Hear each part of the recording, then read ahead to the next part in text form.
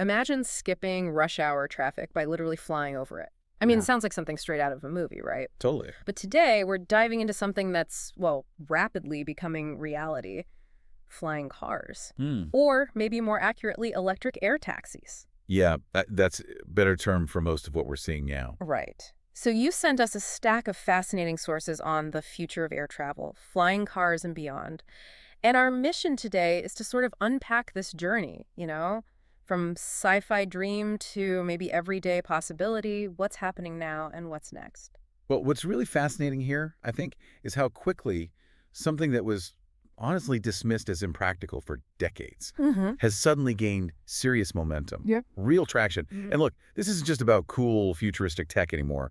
It's actually about solving real-world problems. Like traffic. Exactly. Traffic connectivity, using advanced solutions that are now, and this is the key part, they're actually becoming technically and economically feasible. Okay, so to really get this transformation, where do we even start? I mean, how long have people been dreaming about this? And what kept it just a dream for so long? Well, the dream itself, it's old. Early sci-fi is full of it. And there were attempts. Think back to, like, Henry Ford's Sky Flivver in 1926. Wow, 1926. Yeah. Exciting idea, sure, but totally impractical back then. And that sort of kept these efforts pretty niche for, well, decades, really. So what changed? Why now? Right, so the game really changed dramatically pretty recently. Yeah. We've had these incredible breakthroughs in key technologies. Think about batteries. Lithium-ion energy density. It shot up like over 200% just in the last decade. Okay. That finally gives you the power-to-weight ratio you actually need for practical human flight and something small. Right, the power needed to actually lift off vertically. Exactly. And then you add in the huge leaps in autonomous flight systems, AI. Mm. Suddenly that dream doesn't seem so far-fetched. And drones played a role too, didn't they? Oh, absolutely. The whole drone boom, those cheap electric quadcopters that got smarter and smarter, that tech really laid the foundation. It proved the concept for electric vertical flight. Scaling that up to passenger size, these eVTOLs, electric vertical takeoff and landing vehicles, became the next logical step. VTOLs, got it. And that's when companies like Joby Aviation, Archer Aviation, Volocopter, they jumped in around the mid-2010s. They started pushing this vision really aggressively, pulling in serious investment. Yeah, the sources really paint a picture of a global race now. It's not just a Silicon Valley thing anymore, is it? No, not at all. It's definitely global. You're seeing intense activity everywhere. So where are the big hubs? Okay, so in the U.S., you've got Joby Aviation. They've already flown over 30,000 miles in test flights. 30,000 miles. That's a lot of testing. It is. And they're aiming for commercial operations by 2025. They've got backing from Toyota, partnership with Uber. Then there's Archer Aviation. They just flew their midnight prototype. Yeah. United Airlines is planning to use their aircraft for air taxi routes around major airports. Interesting. What about outside the U.S.? Oh, yeah. Europe's very active. Germany's Volocopter. They've already done successful tests in cities like Singapore and Paris.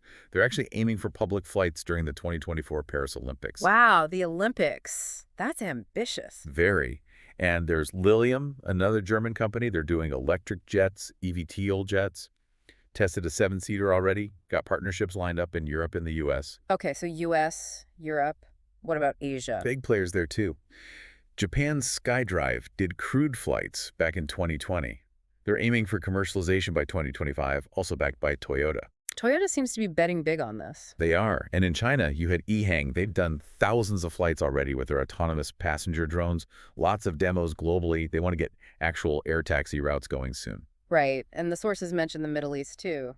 Dubai. Yeah, Dubai's pushing really hard. They want autonomous air taxis operating by 2026. They're working very closely with Volocopter on that. Okay, so a lot of activity, a lot of prototypes. But are these things really flying, like properly tested in the real world, not just in labs or simulations? Oh, absolutely. This is real-world flight testing, very much so. Give us some examples. Okay, Joby, for instance. They've completed FAA-sanctioned tests, flying consistently around 200 miles per hour. And key thing here is these aren't just, joyrides. These tests are part of getting their official certification, Part 135, which lets them operate like a commercial airline. Okay, so proper regulatory hoops they're jumping through. Exactly. EHang, they've done successful passenger flights autonomously over cities in China, Japan, even Austria. Autonomous passenger flights already. Already. And Volocopter has done public demonstrations carrying passengers in places like Dubai and Singapore. So, yeah, these are definitely being put through their paces in the real world. That's incredible. But it also sounds incredibly complex. I mean, how do you manage safety, navigation, especially with potentially lots of these in the air? What's making this leap possible now? Yeah, it is complex. And the short answer, AI, artificial intelligence. It's AI. Yeah. absolutely fundamental, the total game changer for this whole field. Oh, so? Well, first, autonomy. These air taxis will rely heavily on AI-powered systems for safe navigation, for avoiding collisions, for managing the flight path. Okay. Makes sense. And think about air traffic control. You can't have humans trying to manually manage hundreds, maybe thousands of these things flying around a city. Right. That would be chaos. Exactly. So you need AI-driven air traffic management systems, systems that can optimize routes on the fly, prevent congestion, ensure safe separation. That's a huge AI challenge. Okay. Navigation and traffic control. What else? Maintenance. AI is going to be huge for predictive maintenance, spotting potential issues in the aircraft before they become serious problems. Yeah. That boosts safety and reliability massively. So AI is kind of the brain, the nervous system, and the mechanic all rolled into one. That's a pretty good way to put it, yeah. Look at EHang's autonomous drones. They already use AI for everything from planning the route to avoiding obstacles to handling emergency procedures. It's designed to minimize human error. So if AI is the, let's say, the engine driving this forward, what does the destination actually look like, say, in the next decade or so? Well, we're heading towards what the industry calls urban air mobility, Yeah. UAM. UAM, right. Basically, short trips within cities or between nearby cities become common. Think about taking what's normally, say, an hour-long commute by car during rush hour and turning that into maybe a 10-minute hop over all the traffic. That sounds pretty appealing. It does. And importantly, the regulators, the FAA in the US, EASA in Europe, and others, they're moving surprisingly quickly to adapt the rules. They're creating frameworks to allow these things to operate safely in urban airspace. That's crucial. Without the regulations, it's all just prototypes. Exactly. And another big piece is the environmental angle. These are electric vehicles. So compared to traditional planes or even cars with combustion engines, they could significantly cut down on carbon emissions and urban air pollution. Okay, so faster commutes, potentially cleaner air, beyond just being, incredibly cool technology, what are the real tangible benefits for us, for the listener, for cities? The benefits could be substantial. Let's start with congestion. We all know how bad traffic is in major cities. Tell me about it. Vertical takeoff just bypasses all that ground-level gridlock. That means huge time savings. Think about a trip across, say, San Francisco. Maybe 45 minutes, an hour in rush hour. An eVTOL could potentially do that in 8 or 10 minutes. Wow. Or, get this, New York, JFK Airport to Manhattan. Usually, what, an hour by taxi if you're lucky? At least? Yeah. Archer Aviation claims their eVTOL could make that trip in just 7 or 8 minutes. 7 minutes from JFK to Manhattan. I've spent longer waiting for the air train. That really is a game changer for city travel. It absolutely could be. Then, like we said, the environmental side. Zero local emissions from electric propulsion. That's a big deal for air quality in cities. Okay, what else? Economic opportunities. You're talking whole new industries, new jobs. Building the landing ports, they call them vertiports. Vertiports, okay. Maintaining the aircraft, operating the fleets, developing the software. That's a lot of economic activity. Yeah. And improved connectivity.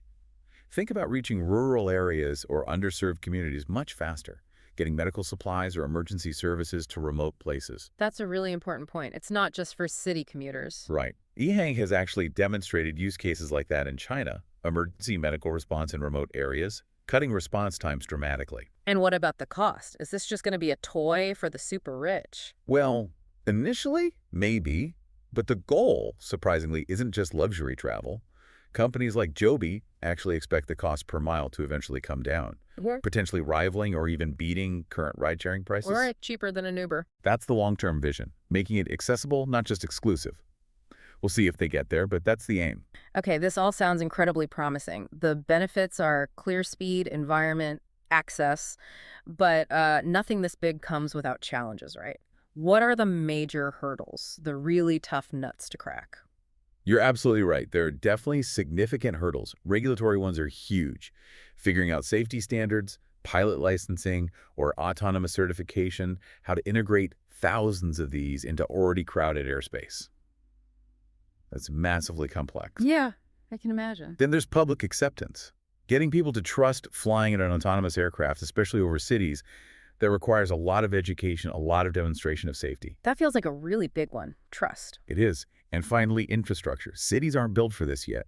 You need places for these things to land and take off those vertiports. You need charging stations. You need upgrades to air traffic control systems. That's a massive investment needed. Those sound like really significant hurdles. Some might even say, public acceptance could be the toughest. It's not just about the tech working.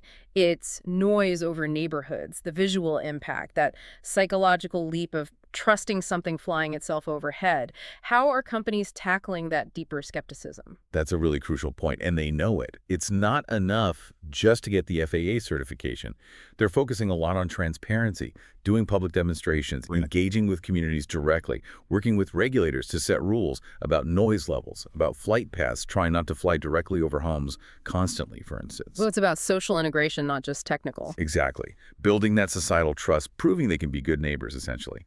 Making sure these vehicles can fit into the urban environment harmoniously, not just disrupt it. It's a huge part of the challenge. Okay, so wrapping this up, what does this all mean for us? It really feels like we've moved past the maybe someday stage. Yeah, I think if you connect all these dots, the big picture is pretty clear. Okay.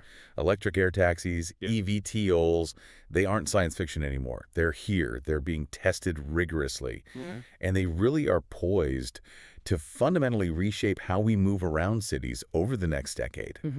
AI, autonomy, electric power, these are the forces just dramatically accelerating this whole transformation. So we probably won't wake up tomorrow and see skies full of flying cars. No, not tomorrow. But we should expect steady, significant progress, leading to actual widespread use maybe within the next, 5 to 10 years. I think that's a realistic time frame. Yeah. Based on the current trajectory, yes. Yeah. Steady rollout, probably starting with specific routes like airport connections and expanding. Right. And this all raises a really interesting question for the future, doesn't it? Go on. As we move towards this reality where vertical takeoff and landing becomes, a relatively common sight, how does that change our relationship with our cities?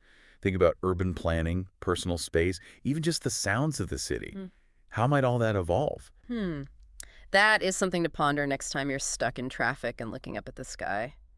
Thanks for walking us through all this. My pleasure. Fascinating stuff. Definitely. And thank you for joining us for this deep dive. Thanks for watching the video. We'd love to hear your thoughts. Feel free to share them in the comments below. If there's a specific topic you'd like us to cover next time, do let us know. Don't forget to subscribe to the channel for more videos like this. And if you found this one helpful, make sure to share it with others too. See you in the next video.